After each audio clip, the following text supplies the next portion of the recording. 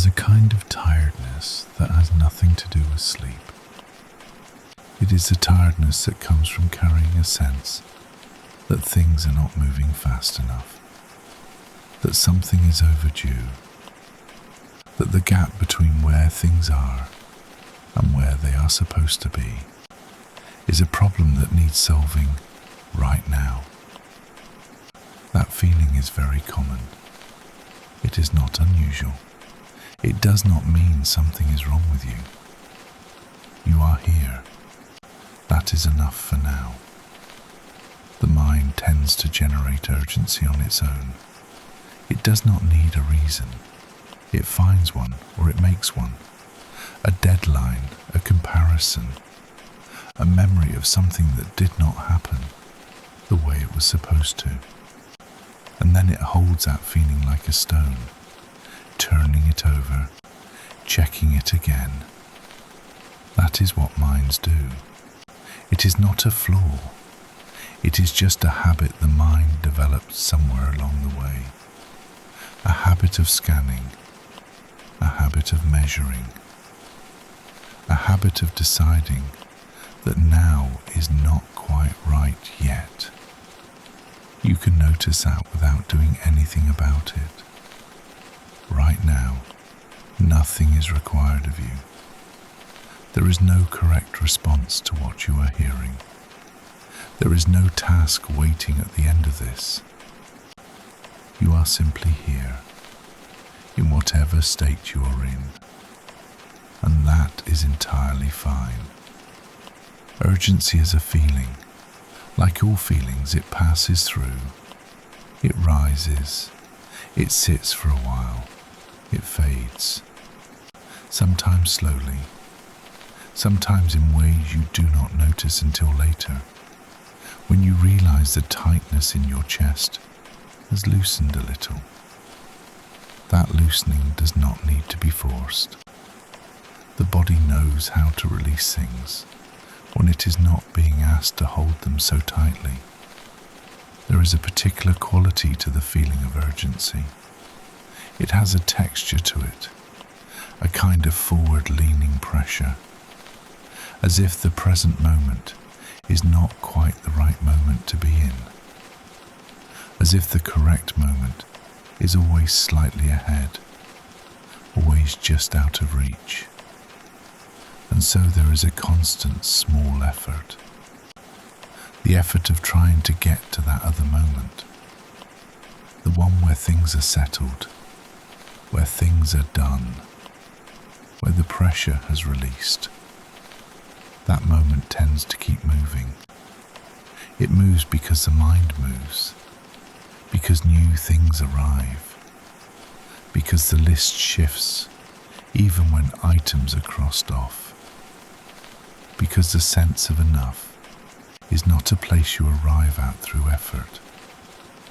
It is something quieter than that. You do not need to resolve that right now. Just noticing it is fine. Just being aware that the pressure exists, that it has a feeling to it, that it is something happening rather than something that simply is. That is enough. The present moment is slower than urgency suggests.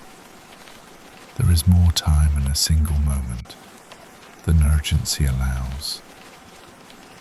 When the sense of rush is very strong, moments feel thin. They feel like things to get through, rather than things to be in. And the quality of experience flattens. Things pass without being felt. Hours go by that have a kind of grey sameness to them. That is not because the time was bad. It is because the attention was elsewhere, leaning forward, waiting for the next thing. This is very normal. Most people live this way for large portions of their days. It is not something to fix right now. It is just something to notice. You are in a moment right now, a specific moment, with whatever is around you, whatever sounds exist, whatever light or darkness is present, whatever your body is doing, whatever your breath is doing without being asked. That moment is real. It is the only moment that is currently real. Everything else, the list, the timeline, the things that feel behind, those exist as thoughts. They are real as thoughts, but they are not happening right now in the way that this moment is happening.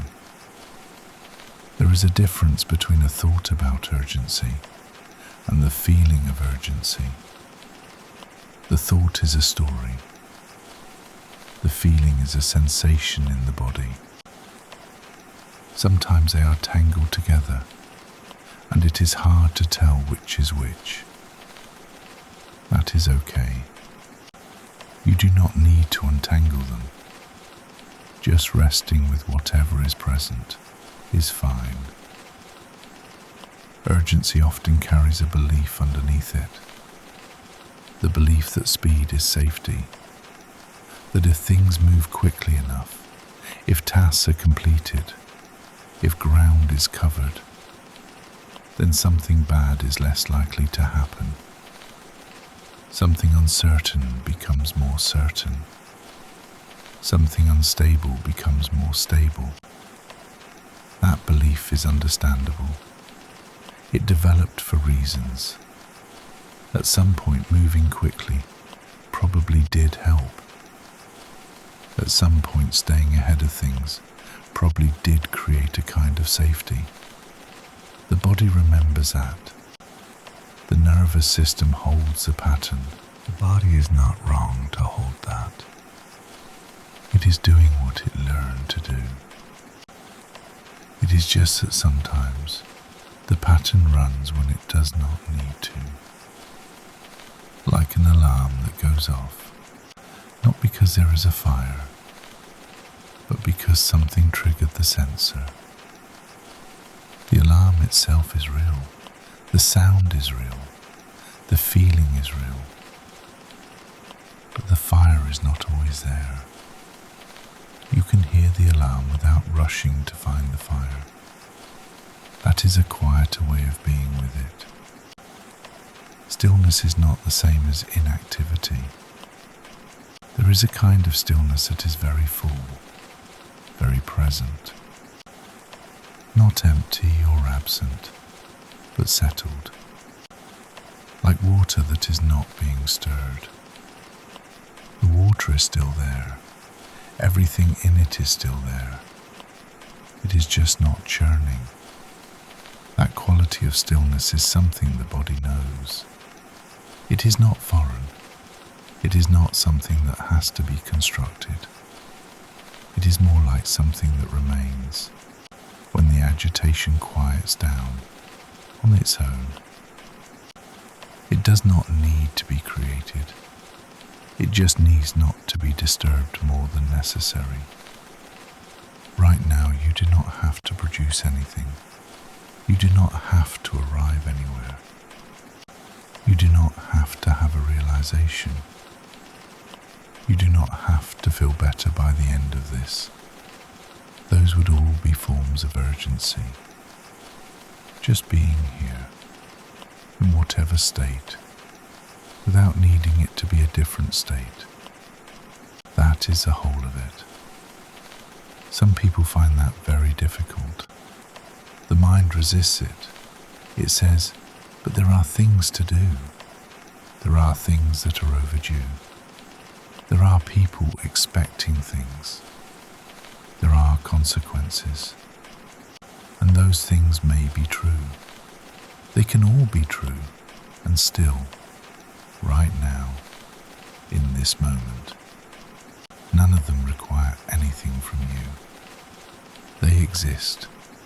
They will still exist in a little while, but they are not here in a way that needs responding to right now. The mind will argue with that. That is fine. Let it argue. The argument does not need to be won. There is a quality of rest that is not sleep. It is not unconscious. It is a kind of wakefulness that is not busy. Eyes can be open, thoughts can be moving, the body can be doing something light and routine, and still there can be a quality of rest underneath all of that. That is what this kind of listening can be. Not a practice, not a technique, just a texture, a way of being with time that is a little slower, a little less demanding. You are allowed to be here without earning it. The sense of having to earn rest is very common. The feeling that stillness has to be deserved, that you can only truly settle once the list is shorter, once the things that need doing have been done, once the obligations have been met. But that calculation never quite resolves. There is always something else on the list. There is always something that could be done. And so the rest that is contingent on completion tends not to arrive. It gets postponed indefinitely. This is not a criticism of that pattern. It is just an observation of how it tends to work. Rest that is not contingent is different. It is rest that exists alongside the undone things, not instead of them, not in denial of them, just present at the same time. The undone things are there, and you are also here, resting, without that being a problem. That is harder than it sounds, but it is also simpler than the other version. The body does not experience time the way the mind does. The mind measures time in tasks and deadlines, and distances between where things are and where they should be. The body experiences time differently. It experiences it as sensation, as breath, as a small continuous hum of being alive in a moment. When the mind's version of time dominates completely, the body's experience of time gets drowned out, and something narrow happens. The field of experience contracts. Things get thin and pressurized. When the body's experience of time is allowed some space, even a little, something else opens up. Not dramatically, not in a way that would be easy to describe. Just a small expansion, a little more room. You can notice that or not. There is no requirement. It tends to reward urgency. That is worth acknowledging. Speed is valued.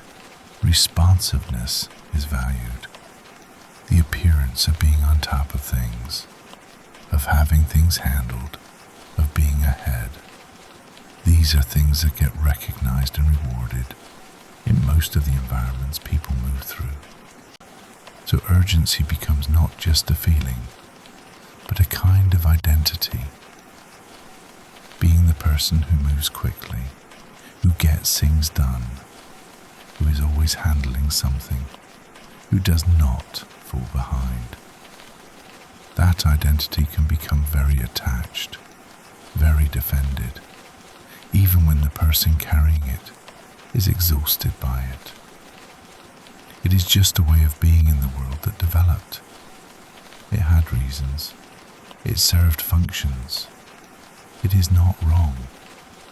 It is just not the only way.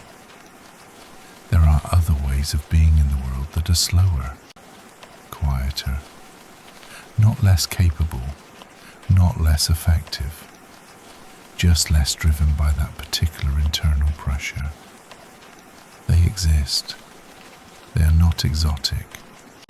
They are just less recognized, less rewarded in obvious ways.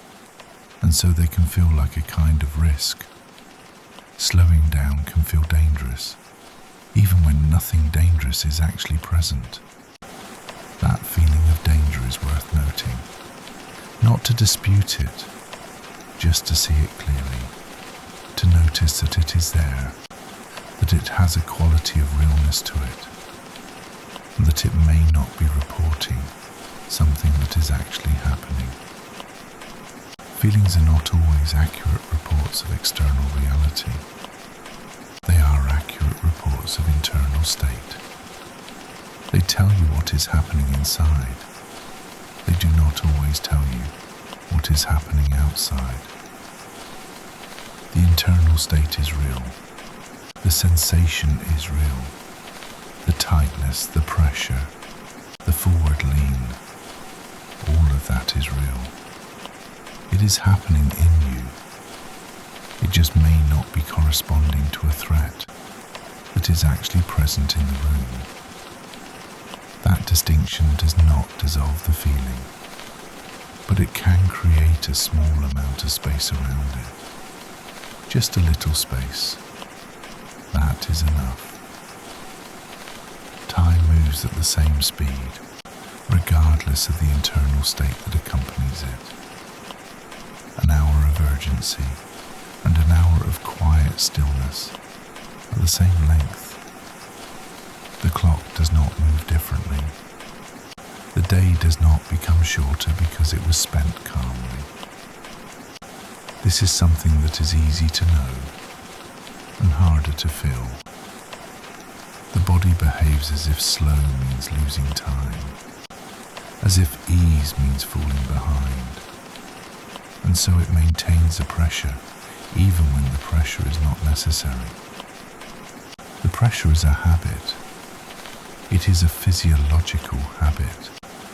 The nervous system learned to run at a certain pace, to hold a certain level of activation, and it continues to do so because that is what it was trained to do. It is not a character flaw. It is not a personal failing.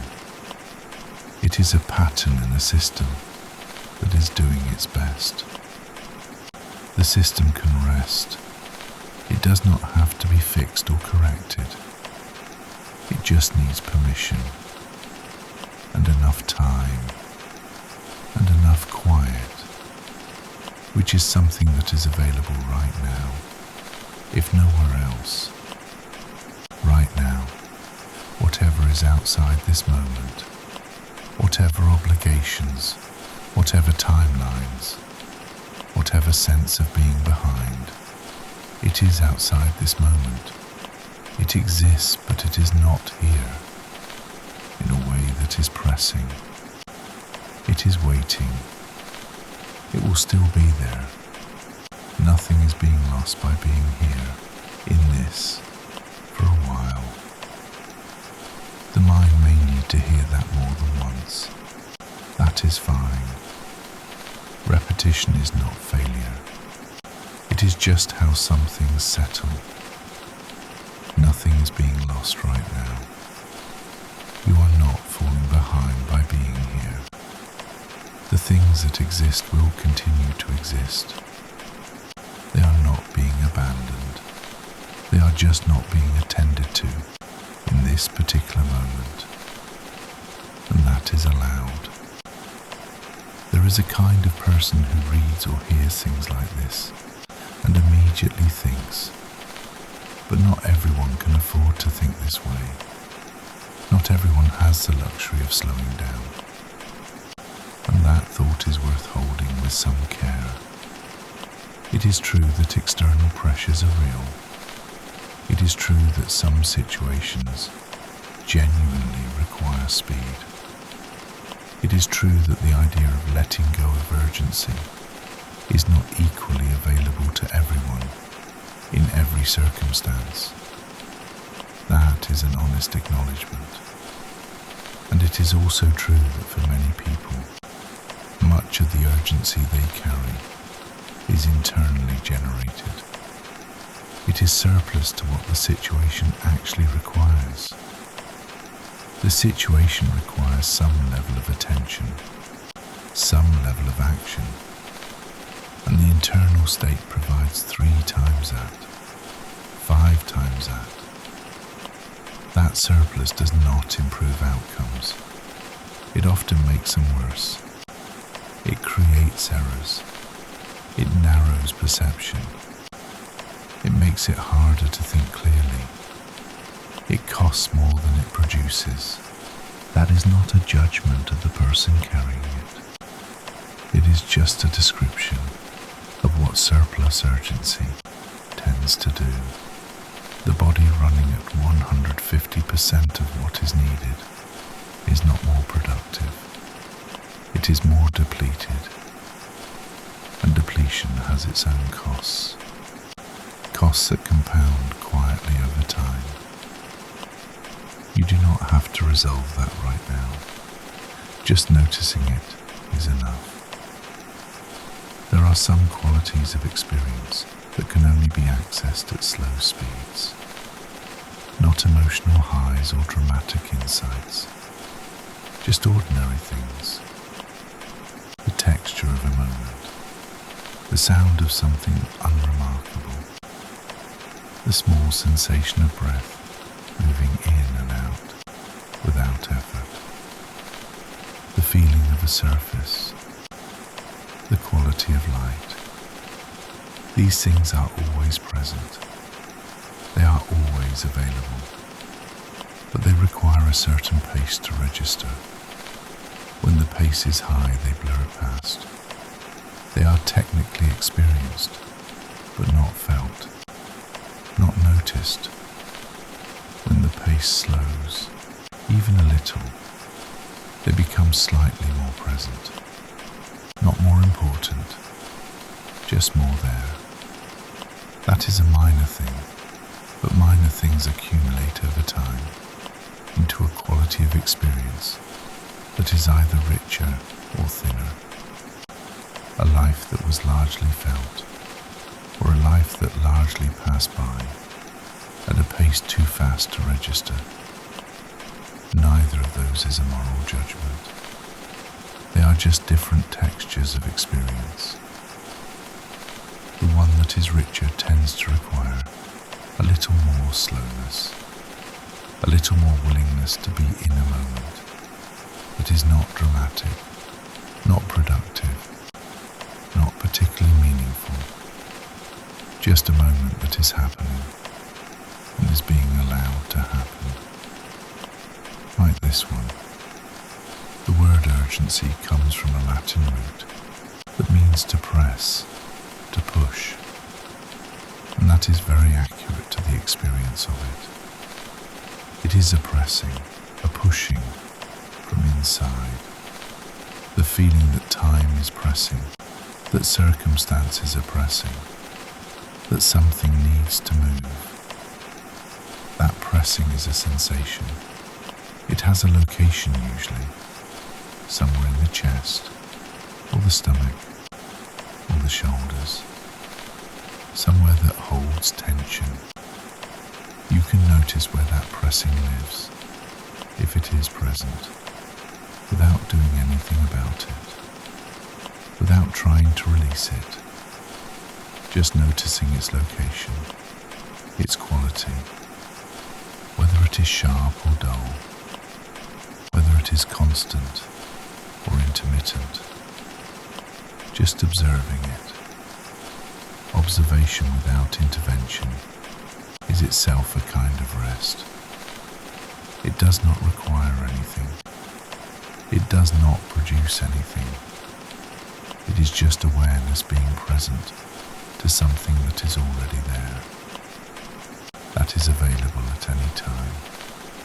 There is a version of the feeling of urgency that has a quality of grief underneath it, a sense of time passing, of not having done enough with the time that has already gone.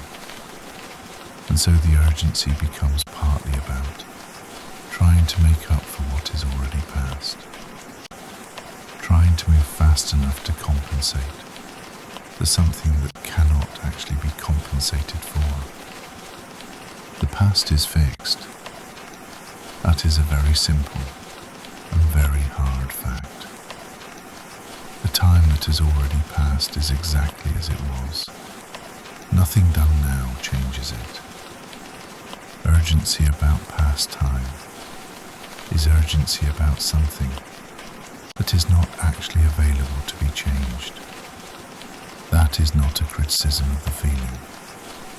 It is a very understandable feeling. The sense of time lost, or spent wrongly, or not used as it could have been. That is something many people carry. It is just worth noticing that the urgency it generates is aimed at something that is already closed. The movement it produces is real. The effort is real. But the target is not there anymore.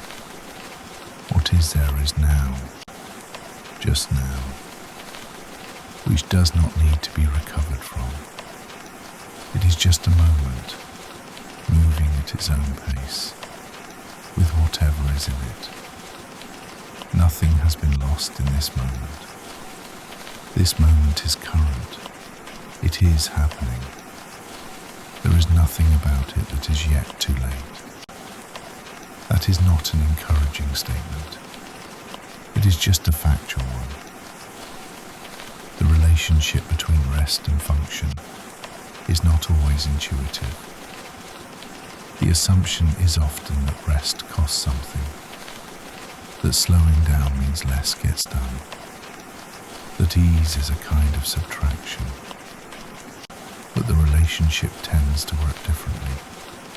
Rest is not subtracted from function. Rest is part of what makes function possible, not as a reward at the end of effort, but as a continuous thread running through it. The way sleep is not a reward for having been awake, but a necessity woven into the structure of being alive. Urgency that runs continuously is not high function. It is elevated function, which is different. Elevation is not sustainable. It has a ceiling, and what happens past that ceiling is not more productivity, but erosion. You do not need to do anything with that information. It is just there. The quality of this moment is not improved by analyzing it. It is not improved by understanding it. It is just what it is. A set of sensations, a set of sounds, a body in a particular position, breath, a mind that is doing whatever a mind does when it is not being demanded of. That is enough. Exactly that. Nothing more is needed from this moment. The idea of enough is something that tends to be located in the future. When this is done, then it will be enough. When that is resolved, then there will be enough space to rest. When things are further along, then the pressure will ease. But enough as a future state tends not to arrive, because the conditions it requires keep shifting, and so enough remains perpetually ahead. Enough as a present state is different. It is not a conclusion. It is not an assessment. It is more like a posture, a way of being with what is currently present, that does not require it to be different before it can be acceptable. That posture is available right now. It does not require the list to be shorter. It does not require the circumstances to be different. It just requires a small shift, not of the circumstances, but of the relationship to them. That shift is very small, almost imperceptible, but it changes the texture of the moment. You may feel it or you may not. Either is fine.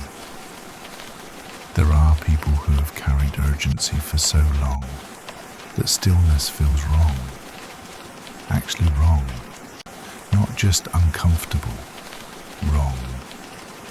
Like something is being neglected, like something is about to go badly, like the quiet is a symptom rather than a condition. That experience is very common. The nervous system that has been running at speed for a long time begins to associate quiet with danger. The absence of pressure starts to feel like evidence that something has been missed, that the alarm should be going off and somehow is not. So the system generates its own pressure to fill the silence, not because anything is wrong, but because the absence of wrongness has become unfamiliar. If that is familiar, you are not unusual. That is a well-documented pattern, a very human one, and there is nothing that needs to be done about it right now. Just noticing it is sufficient. The body breathes without being asked. The heart beats without being asked. Digestion happens without supervision. Sleep comes, usually, without being constructed. These are things the system does on its own, underneath everything else. They are ongoing. They are continuous. They do not require the kind of effortful attention that other things require. They just happen. Rest can have that quality too. Not a rest that is constructed or achieved, but one that is allowed. One that the system moves toward on its own when it is not being required to do otherwise. That movement is already happening, in a small way, right now. Nothing needs to be added to it. The day will continue. Whatever is waiting will still be waiting. The things that need doing will present themselves. The obligations will not vanish. None of that disappears. What shifts, when it shifts, is not the external landscape. It is the felt quality of moving through it.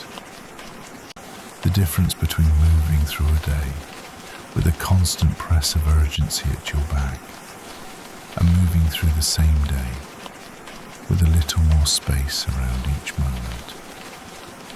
The day is the same. The tasks are the same. The time is the same. The space around each moment is the variable. And that space is available. Not always, not perfectly, but in small increments, in moments like this one. That is not a small thing, even though it seems like one. The pressure you carry is not a measure of your seriousness. It is not a measure of your care. It is not a measure of how much you value the things you are responsible for. It is just a pattern, one that runs alongside everything else you are, one that has a history, one that was learned and is therefore, like all learned things, something that is held rather than something that is you. You are the one holding it. That is different from being it. That distinction is a small one, but it is real.